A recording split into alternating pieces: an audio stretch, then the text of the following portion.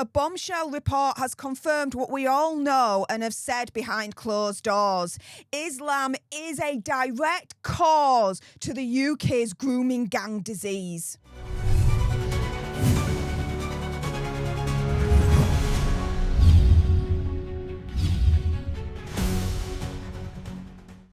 Hey up everyone and welcome to Political Nerds. I'm Steph the Alter Nerd, your nerdy political guide from Washington DC to Westminster and beyond. Now of course, before I jump into this, the usual disclaimer, do your own research, come to your own conclusions, and I'm not inciting hatred to anyone or particular group, religion, etc. So let's jump into it with this bombshell report that has just been released.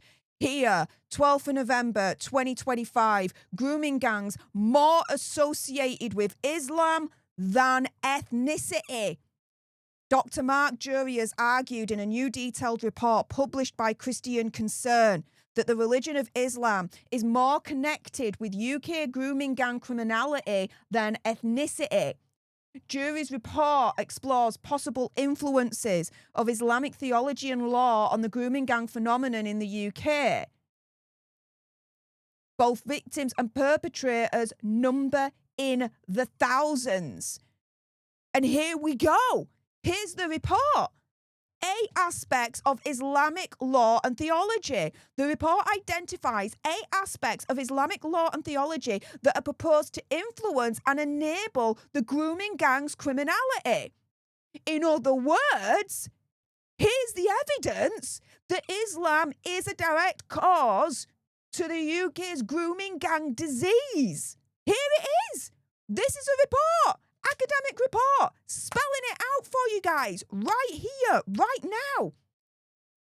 The report says it's emphasised that religious drivers can motivate behaviours which are strictly speaking prohibited by the religious teachings. So here are the 8 factors. The doctrine of the superiority of Muslims over non-Muslims. And we've heard it time and time again, right, from the survivors and the victims of these grooming gangs. They didn't treat me as equals. I mean, I'm paraphrasing here, right? And please, unless you're triggered, hear from them directly, because what I'm about to say probably doesn't do it justice enough, right? But they say along the lines of, we weren't treated as equals. We were treated less than shiz. Why? Because we were white, British, and we weren't Muslim. They were treated worse than dogs, right? Here you go. One of the 8 factors, the doctrine of the superiority of Muslims over non-Muslims.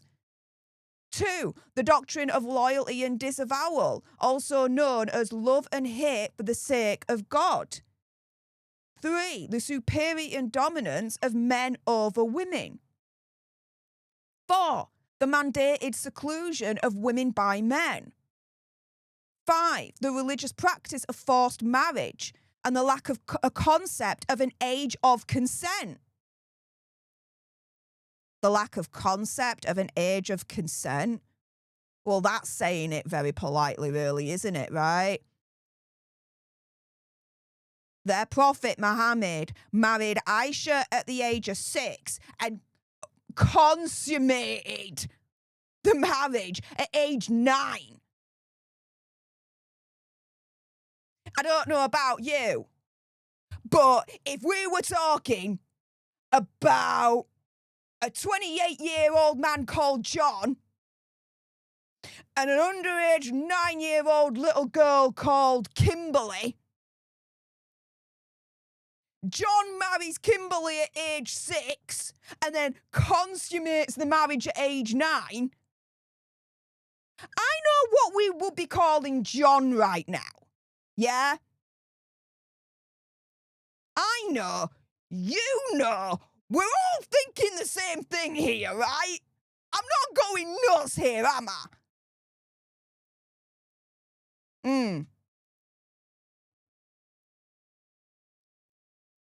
6, the perceived threat of dangerous female sexuality. 7, the practice of, and I'm going to have to say here because a YouTube human reviewer, triple X, slavery as an aspect of the laws of jihad. And 8, dimitude and the treatment of conquered non-Muslim peoples in Islamic law. You can understand why there are some people on the internet and in various medias that are turning round and saying that Islam is not compatible with the West.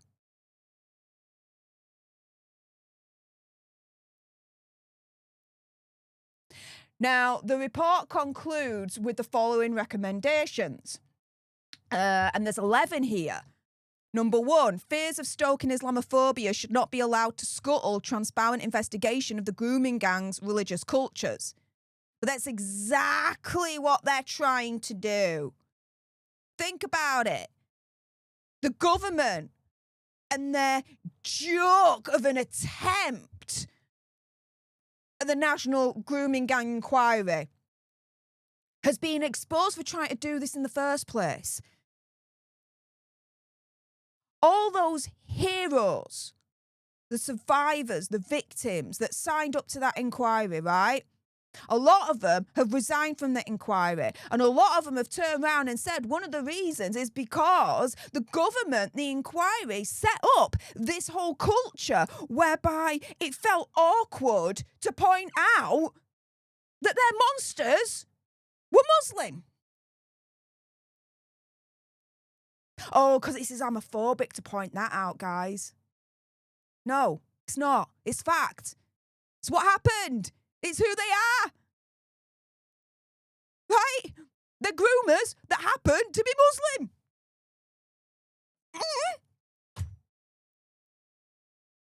Facts over feelings, right, guys? That's supposed to be the thing here. Number 2, the religious identities of both perpetrators and victims should be rigorously recorded. Hell yeah, I wonder why it's not. 3, police should be trained to interview grooming gang suspects concerning their religious beliefs. It's about time that the government, the institutions, the organisations that are supposed to protect us, right, start protecting us. And not avoid the elephant in the room here. Because the perpetrators of the grooming gangs, their religious beliefs 100% is involved, is a marker, a cause for what they do to their victims. You can't separate it. You can't. It's intrinsically linked. And this report finally is confirming this. What? The left going to turn round now and say, this is far right. This is Islamophobic, blah, blah, blah, blah, blah. I'm sure they'd give it a good old college try, wouldn't they, guys? 5, the state should enforce a legal prohibition of unregistered Sharia marriages. I can't believe that this isn't even the case. That we don't even do this in this country in the first place. We are not a country that is ruled by Sharia law. So why are we allowing any aspects of Sharia law in this country in the first place? Why is the UK still known as the Western capital for Sharia courts? With an estimated over 80, 85 literally operating in this country right now. Ban it all. Ban it. You have an issue, legally, you go to our own courts. Not a separate one. No. You go to our own courts, the courts of the land. Not the courts of your religion. You want to live under Sharia law? Go to a country that's governed by Sharia law then. Go. With my blessing, go. I'll help you freaking pack. Do you know what I mean? Because let me put it this way to you, right? If I moved to a predominantly Muslim country that was governed by Sharia law, of course, I would have the expectation to conduct myself within the law of that land, i.e. Sharia law. Damn right. It's the right thing to do. That's the law of the land. So you abide by it. What you don't do is try and change it to fit your own religion, or, in addition, or set up an alternative legal system that doesn't follow the law of the land. I wouldn't do any of that because it's not the right thing to do. And it's disrespectful to the host nation, to that country you're moving to. Why is it that we're giving Sharia courts and Sharia law a freaking free pass in this country? I'm absolutely astounded. I'm astounded by it. There was a bill that was going through a few years ago in Parliament during the time when the Conservatives were in power to ban Sharia courts. Guess what? They stopped that bill going through. And to paraphrase, the Ministry of Justice turned around and said, no, we're not going to ban them because, we can't affect people's right for their freedom to be able to conduct their religion in any which way they wish. Yeah, true. However, when it's acting against the law of the land or an alternative to the law of the land, there's a problem that goes beyond freedom to conduct your religion in whatever way you want. I mean, that's what I think. Am I absolutely nuts so in saying that? Let's go through the rest of the recommendations. So the role of the family members in enabling these monstrous acts must be considered. Why they're not being considered is unknown to me, because this is insinuating that's not happening in the first place. Islamic religious leaders should be called upon to disavow the activities of grooming gangs, as well as certain religious beliefs which have enabled grooming gangs' activities. Yeah, they should. Interesting how the silence is deafening from that quarter, right? Politicians should refrain from making dismissive but ignorant claims concerning what Islam does and doesn't teach about human XXX relations. Yeah, but they're doing that on purpose. The government's doing that on purpose to try and gaslight us. But we're becoming more wise to it all. And we're like, no. Don't treat us as stupid. Don't try and tell us that 2 + 2 = 5, because we know 2 + 2 = 4. It's as simple as that. It must be publicly acknowledged that there are Muslims who reject key elements of the grooming gang's religious cultures. Yes, of course. But the silence is deafening still. The UK Forced Marriage Unit should remove statements on its website that there is no religious basis to forced marriages in Islam. Saying that there's no religious basis to forced marriages in Islam is essentially me turning round and saying, when I fart, rainbows, unicorns and butterflies come out of me ass.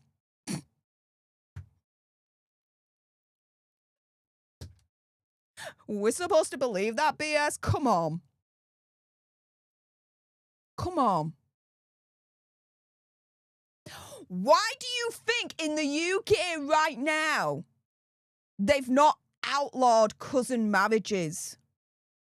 Even though all the scientific and empirical data is confirming that children born from cousin marriages are 2, 3 times more likely to be born with a congenital disease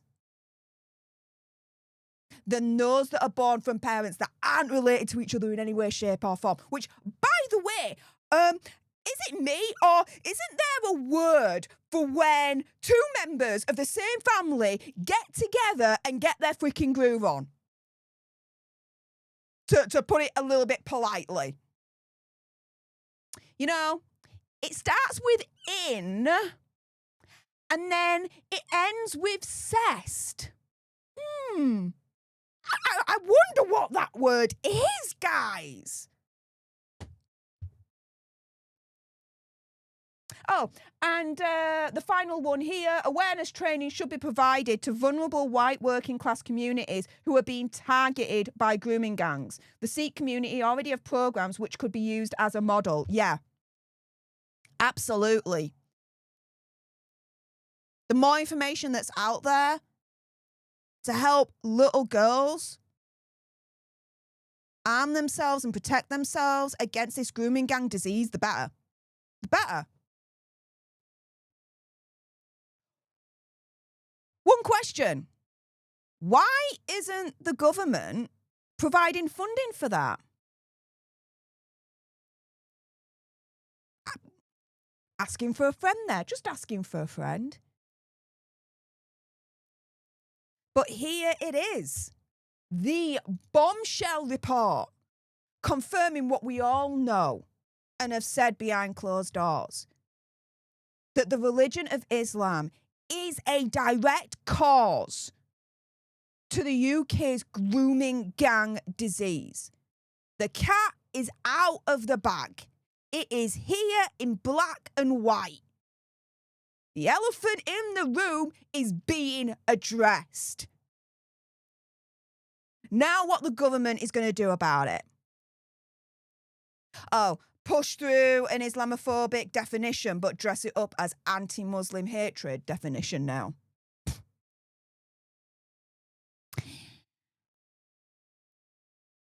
If you think the UK cannot get any worse right now, it is going to. It is going to get a heck of a lot worse before it gets better. And we've got two-tier Keir, Starmer himself in the headlines, turning around and saying he's still the man to lead this government. He's still the man to lead the Labour Party, this, that and the other. Dude is on his last legs. And by the way, I don't recognise this government. I don't see it as a government. I see it as a dictatorship because it's not working for the British people. It's working against the British people. And we have had enough. And if they're not careful with what they're doing, if they do not severely change course now, I hope it don't get to this point. I really, really hope it don't get to this point. But I dread, I fear that we are going to descend into a civil war. And this warning is becoming more prominent and louder as the days go on, whilst we still have this dictatorship in power. If two-tier Keir and the Labour dictatorship really have the best interests of the British public at heart, then they need to do the honourable thing. They need to step down. They need to step down. They need to call an emergency general election and allow the British public to decide what happens next in our future, for our country, and who is going to lead us into that next situation. But they won't do the honourable thing. They won't do the right thing. And this is why I say we now have a dictatorship. We don't have a government. They don't have the public consensus anymore. All the polls are saying if there was a general election tomorrow, Labour would be wiped out. They'd be wiped out. They'd be gone. And guess what? Labour knows this. They know that. So they're clinging on to power for as long as they can, even though they don't have the support of the British people anymore. And generally speaking, when you don't have the support of the public anymore, when you're in power and you're clinging on to power regardless, what are you generally called at that point? Tell you something. It ain't a freaking Prime Minister, that's for damn certain. With that being said, if you appreciated this video and you want more, and unfortunately with the state of the UK at the moment, there's going to be more, then make sure you subscribe to join our tribe here at Political Nerds. If you're watching on X, make sure you're following me at Steph Alternerd. Like, share, comment down below your opinion, conspiracy theory, whatever. What do you think to this bombshell report confirming what we all know and have said behind closed doors, that Islam is a direct cause to the UK grooming gang disease? What do you guys think to this? Let me know in the comments down below. Thank you so much for tuning into this video. I appreciate all your faces. And until the next time, you guys, laters.